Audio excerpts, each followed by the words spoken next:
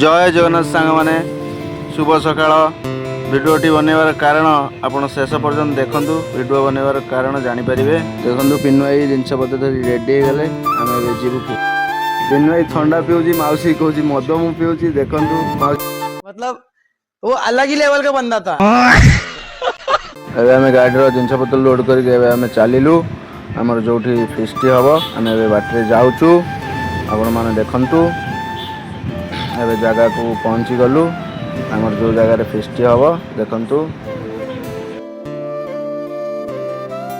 पहुँचला आम पिन्नु भाई गाड़ी जिनस पत्र काढ़ुंट आम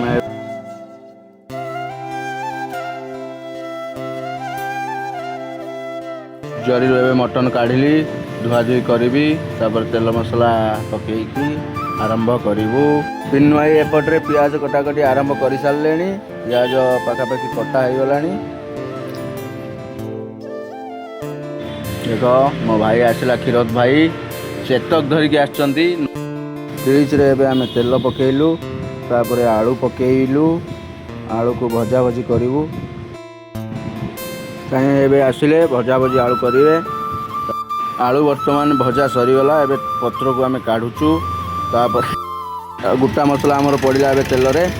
तेल रे किसी समय पकेला पर पियाज पिन्नु भाई पकेले मसला आमर रेडी हो जाइए। एबे आमर जाई मटन पड़ो मसला रे दाई गोला गोली करचंती भल भाव में फेंटा फेंटी करी दही पका जाऊँ देखु ताकू गोला गोली कर सारी टमाटो पड़ा तापर आलू पकागला।